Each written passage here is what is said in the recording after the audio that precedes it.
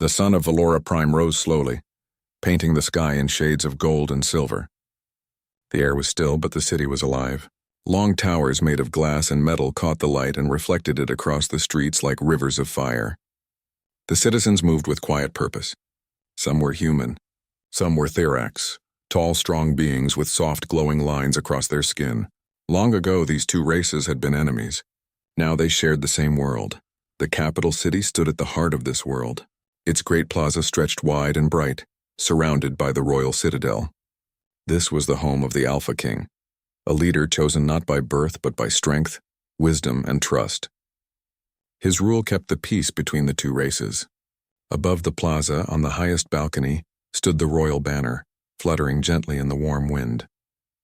On this day, the plaza was crowded. People had gathered for the king's speech. But before the king appeared, something unexpected happened. A small group of Therax guards walked through the crowd, pulling a woman behind them. Her name was Mira Callan. She was human. Her clothes were old and torn from the journey. Dust covered her face, but her eyes were steady, calm, and strong. She had lost her husband 2 years ago during the border war. She had lost her home to a storm last winter. But she had not lost her pride. The guards spoke in sharp whispers.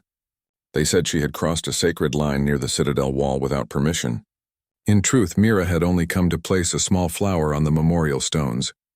Stones where the names of the fallen were carved, including her husband's. She had done this many times before. But today something was different.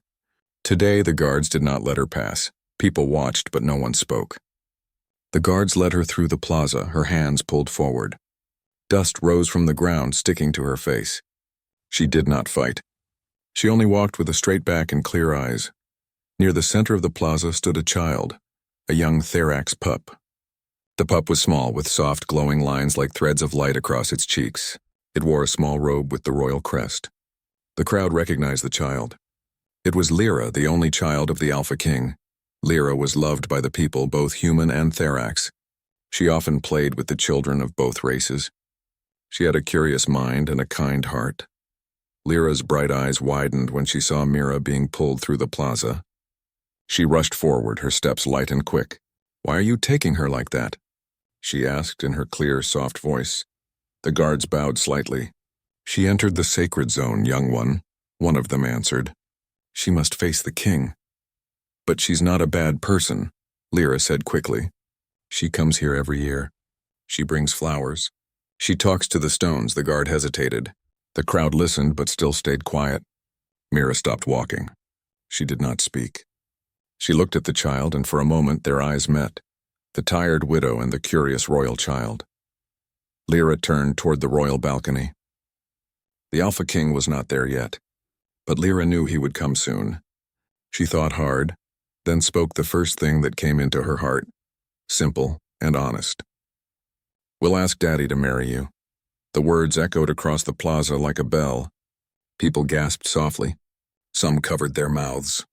The guards froze. The child did not understand the full meaning of what she had said. But everyone else did. A royal marriage was not just a promise. It was a bond that could unite entire groups, change laws, even shape the future of the kingdom. Mira blinked, surprised. Then slowly a quiet smile touched her lips. It was not a happy smile, but a warm one, a smile of someone who had not heard kind words in a long time. Before anyone could speak again, a strong voice filled the air. "What is happening here?" The Alpha King had arrived. He stood on the high balcony, his tall figure wrapped in the royal cloak. His eyes were sharp but calm, like the sky before a storm. The crowd bowed. Even the guards lowered their heads. Only Mira and Lyra kept looking up. Lyra waved both hands. "Daddy, they are being mean to her." The king stepped forward, resting his hands on the balcony rail. "Bring the woman to me," he ordered. The guards gently led Mira forward. She walked through the dust, the sun shining on her face. She did not lower her head. The Alpha King's eyes studied her, not as a prisoner, but as a mystery. There was something in the way she stood, quiet but proud, that caught his attention. "What is your name?" he asked. "Mira Callan," she replied in a clear voice. "Why did you cross the sacred line?" "I came to leave a flower for my husband," she said. "His name is on the memorial stone. He died protecting this city." The king nodded slowly. The crowd was silent. Even the wind seemed to stop. The king remembered the border war well. Many brave humans had given their lives to protect the peace. Mira's husband was one of them. "You know it is not allowed," the king said. His voice was firm but not cruel. "I know," she answered. "But the stones belong to everyone who gave something for this world. So I thought, maybe they also belong to me." The king was quiet. He did not expect this simple answer to strike his heart. She was not trying to defend herself. She was simply telling the truth. Lyra pulled on one of the guard's hands.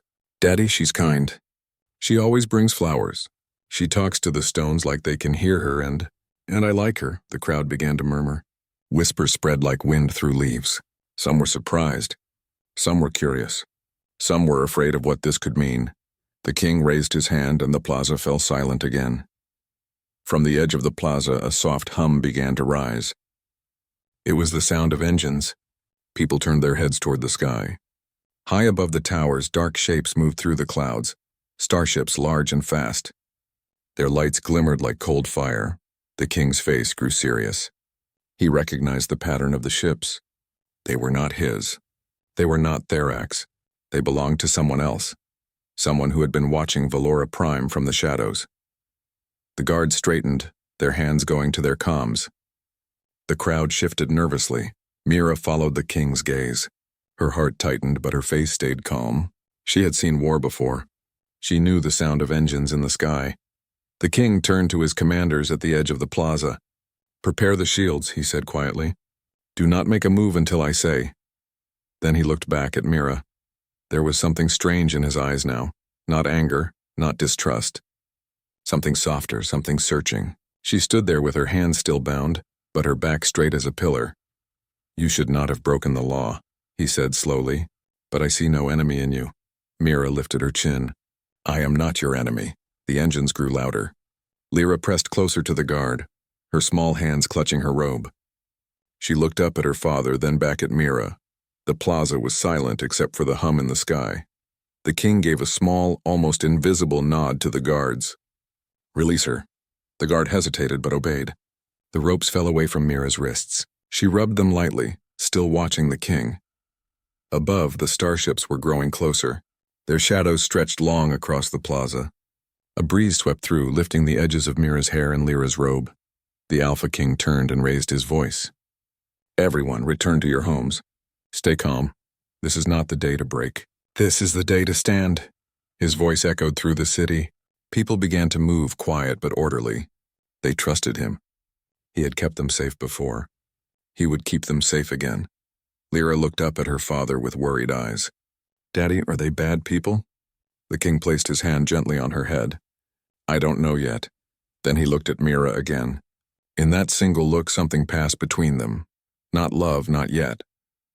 But recognition. Strength calling to strength. Mira stepped closer. "You'll need every strong hand for what's coming," she said softly. The king did not answer. He didn't need to.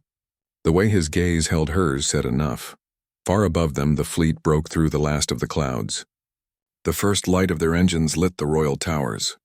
The wind picked up the dust once more, swirling it around Mira's feet. The widow had walked through dust and silence. But now the world was watching her, and this was only the beginning. The sky above Valora Prime turned silver as the starships passed through the upper clouds. They were not part of the Alpha King's fleet. The shape of their wings, the pale blue engines, the quiet but strong hum of their movement. All these signs told the king exactly who they were. It was the Saren Dominion. They were known across many star systems.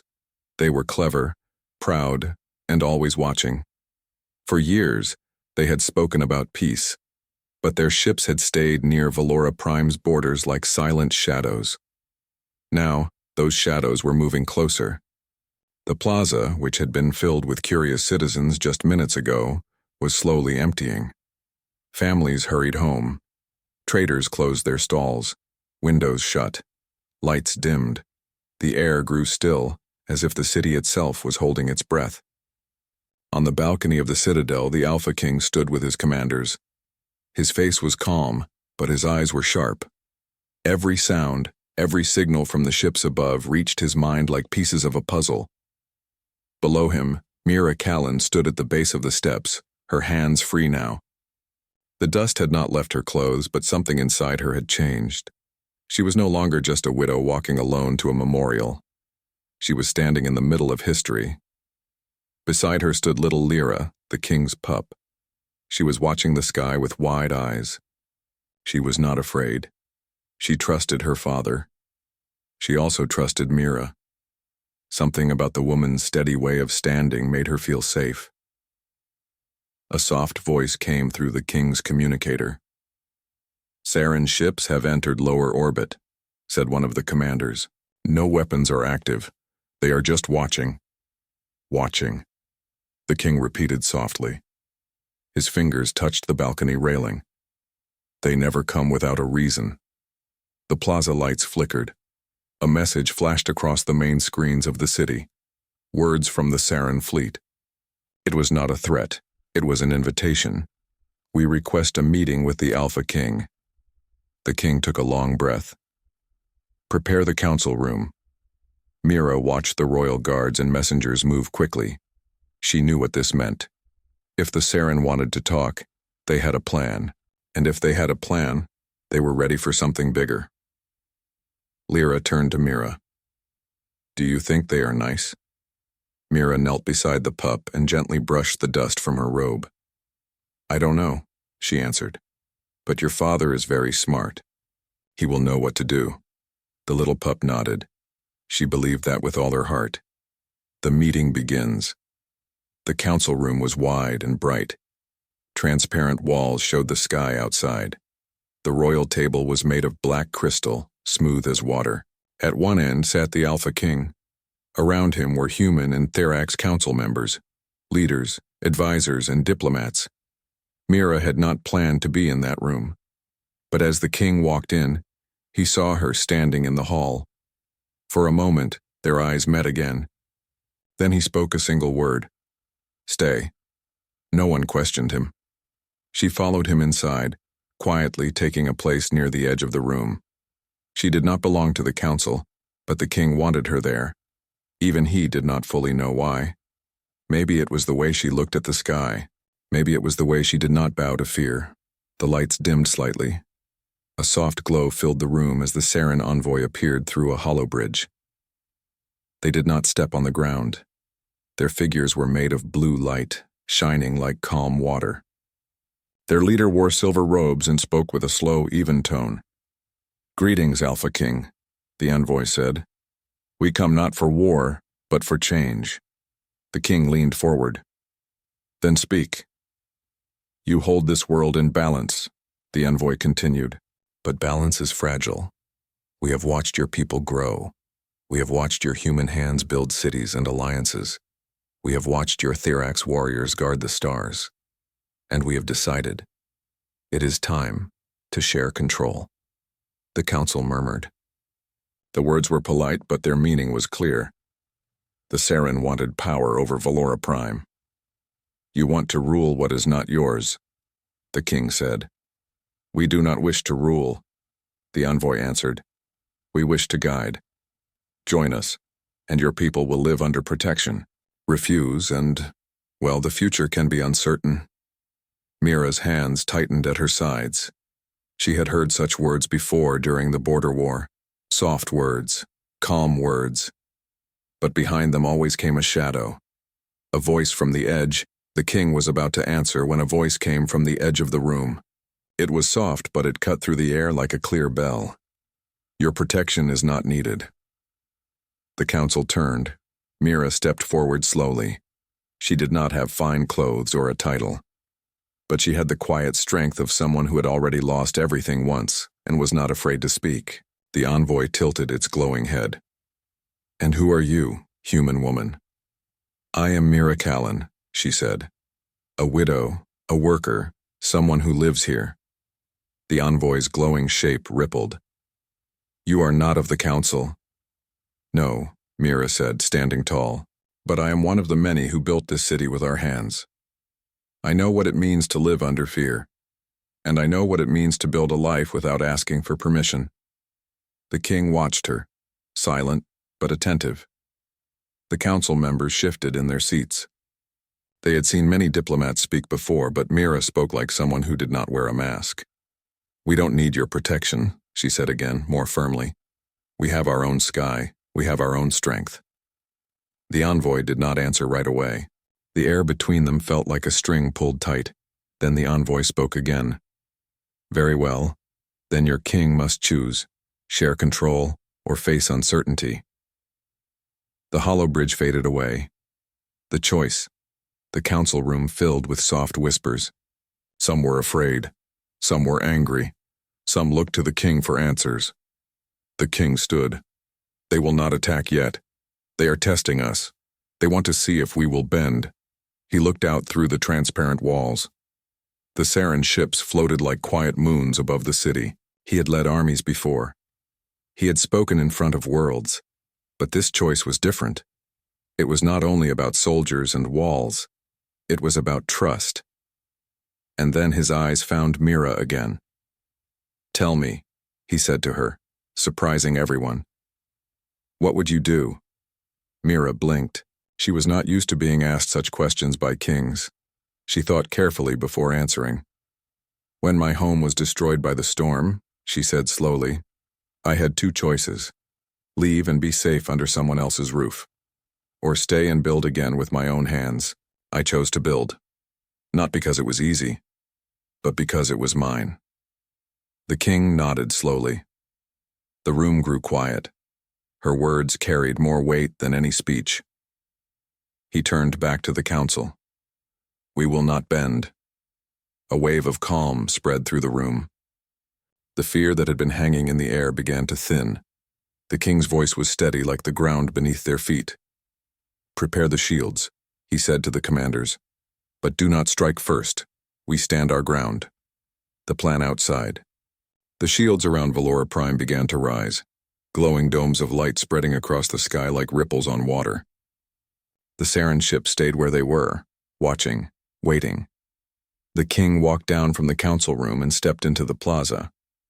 Mira followed him, not because she was told to, but because she felt she belonged there now.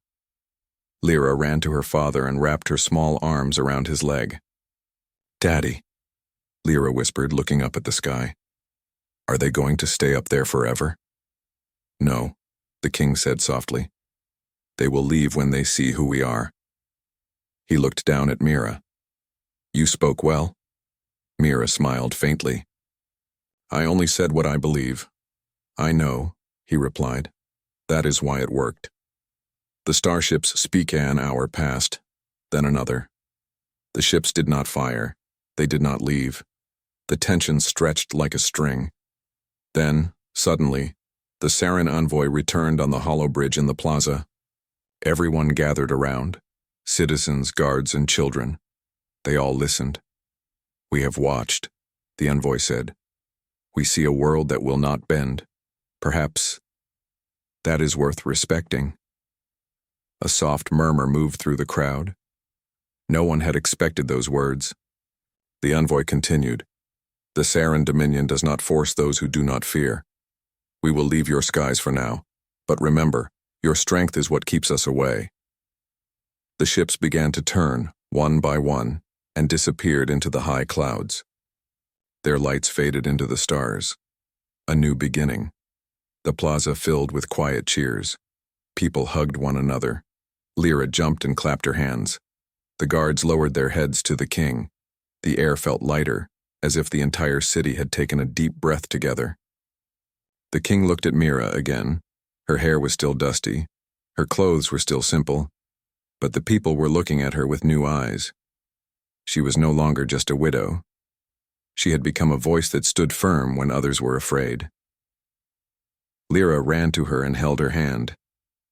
"I told Daddy we should marry you," she whispered softly, still innocent in her words.